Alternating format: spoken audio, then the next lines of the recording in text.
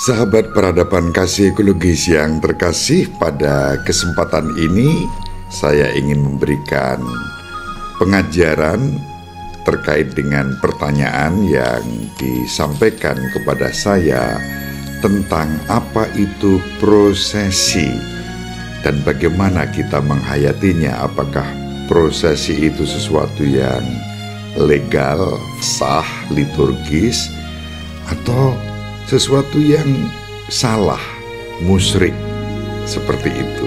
Jawaban dapat kita temukan dari salah satunya buku Direktorium tentang Kesalehan Umat dan Liturgi, Asas-asas dan Pedoman. Dalam buku tersebut, nomor 245, kita mendapat jawaban tentang apa itu prosesi. Dikatakan prosesi adalah ungkapan ibadat dan bercorak universal dan memiliki makna religius maupun sosial. Dalam prosesi hubungan antara liturgi dan kesalehan umat sangatlah penting. Itu terkait dengan prosesi. Sebetulnya kata prosesi itu berasal dari kata progres yang berarti maju, berkembang, bukan berjalan di tempat, apalagi mengalami kemunduran. Prosesi selalu gerak maju, maka bergerak ke depan, progressio. Nah, apa dasar alkitabiah dari prosesi itu? Ada banyak contoh dalam alkitabiah. Kita bisa membaca dan menemukan misalnya dalam kitab Esra bab 14 ayat 8 sampai 31, dalam kitab Samuel yang kedua bab 6 ayat 12 sampai 19, kemudian dalam surat Santo Paulus yang pertama kepada umat di Korintus bab 15 ayat 25 sampai bab 6 ayat 3. Di sana digambarkan contoh-contoh alkitabiah. Prosesi itu seperti apa, dan itu menjadi dasar yang sah alkitabiah. Gereja telah menata sejumlah prosesi liturgis dengan penekanan yang berbeda-beda. Saya ambil contoh, kalau panjenengan pernah berziarah ke Lourdes atau kita menyebut Lourdes, setiap hari kecuali di musim dingin selalu ada yang namanya prosesi. Dua hal dilakukan. Yang pertama, prosesi Sakramen Maha Kudus. Sakramen Maha Kudus diarak berkeliling, orang-orang sakit diberkati. Tanda seperti dalam Injil yang diwartakan kepada kita pada hari Rabu Advent pertama, saat orang-orang sakit dibawa kepada Yesus.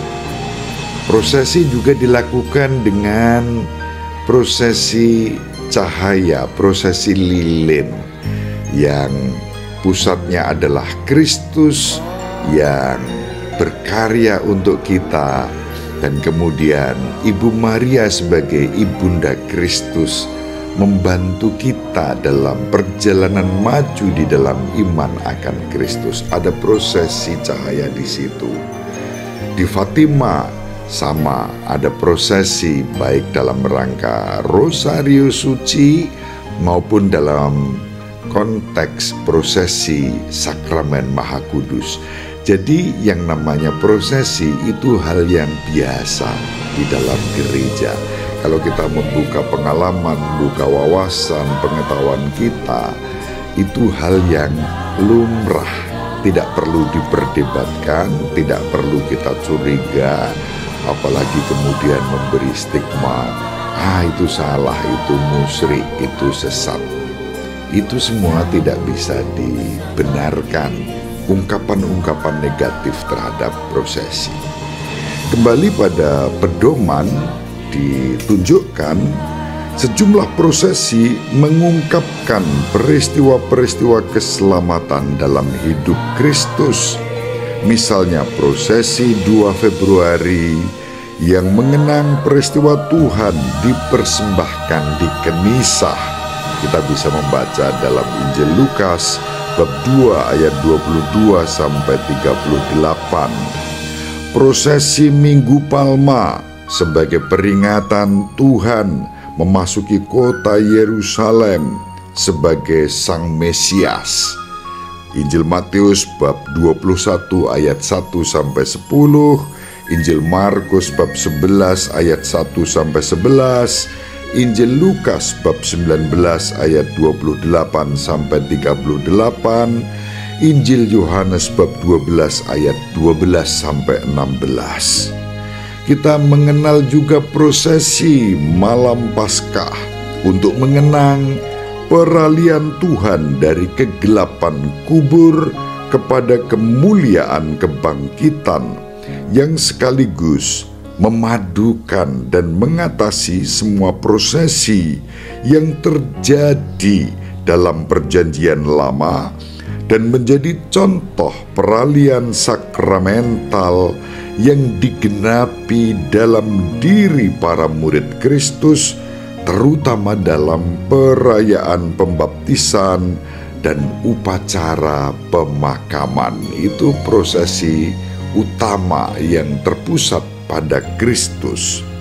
Ada lagi prosesi-prosesi yang bersifat votif, misalnya prosesi Ekaristi pada perayaan tubuh dan darah Kristus, sakramen Maha Kudus yang diarak bahkan di jalan-jalan kota, tidak di dalam gereja, tidak di kompleks gereja, tetapi di jalan-jalan kota. Prosesi itu dilakukan, tujuannya adalah untuk membangkitkan dalam hati kaum beriman rasa syukur dan terima kasih, membangkitkan iman dan sembah bakti, sujud, dan menjadi sumber berkat serta rahmat. Bisa dibandingkan dasar Alkitabiahnya dalam Kisah Para Rasul bab 10 ayat 38. Lalu ada prosesi doa dan permohonan yang tanggalnya harus ditetapkan oleh konferensi para uskup setempat. Ini mengungkapkan baik permohonan berkat Allah atas sawah, ladang, dan pekerjaan manusia maupun sikap tobat. Jadi prosesi dalam rangka sawah dan ladang ada. Apalagi kalau kita melakukan prosesi dalam rangka intensi tertentu, menimba spiritualitas dan semangat pelindung paroki tertentu misalnya. Lalu ada prosesi di sana dengan upacara cahaya. Itu dibenarkan, tidak menyalahi apapun. Sahabat peradaban kasih ekologis yang terkasih, masih ada lagi prosesi-prosesi yang timbul karena tuntutan kegiatan liturgis tertentu. Misalnya prosesi stasional pada masa Prapaskah. Saat itu umat yang sudah berkumpul di satu tempat berarak berkeliling ke gereja yang telah ditentukan, maka disebut statsio. Prosesi di paroki untuk menyambut minyak-minyak kudus yang telah diberkati pada misa Krisma ini yang praktis jarang, bahkan mungkin tidak pernah dilakukan. Ya sudah, diberkati, diserahkan kepada Romo, dibawa pulang, lalu kemudian dipergunakan sesuai dengan intensio dantisnya. Tapi sebetulnya ada prosesi khusus yang bisa dilakukan untuk dengan penuh syukur menyambut minyak-minyak tersebut. Ada lagi prosesi penghormatan salib pada hari Jumat Agung, prosesi para baptisan baru pada ibadat sore Minggu Paskah, di mana Mazmur dan Kidung dilakukan sambil berarak ke kapel tempat dilakukan pembaptisan. Ada lagi prosesi dalam perayaan Ekaristi, misalnya prosesi masuk, prosesi Injil, prosesi persiapan persembahan, prosesi komuni dengan tubuh Kristus, prosesi mengantar komuni bekal suci kepada orang sakit yang masih dilaksanakan juga sampai hari ini.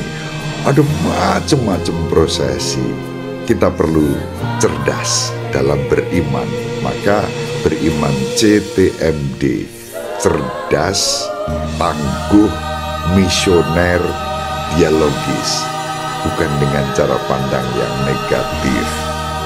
Sahabat peradaban kasih ekologis yang terkasih, berabad-abad, bahkan ribuan tahun, praktek prosesi itu sudah dilakukan dalam tradisi gereja kita. Kalau ada yang mengatakan, lah saya belum tahu, lah berarti kurang luas pergaulannya, kurang pikniknya, bercandanya begitu. Pikniknya kurang jauh, ngopinya kurang kental. Maka sahabat peradaban kasih ekologis yang terkasih, mari kita belajar untuk menjadi orang beriman yang semakin katolik, semakin apostolik, yang cerdas, tangguh, misioner, dialogis, dan juga ekologis. Itu sedikit penjelasan tentang prosesi, semoga bermanfaat. Terima kasih. Salve, shalom, salam sejahtera, berkah dalam. Sahabat peradaban kasih yang terkasih, sampai jumpa pada episode berikutnya. Terima kasih atas kebersamaan kita. Salam peradaban kasih ekologis, berkah dalam.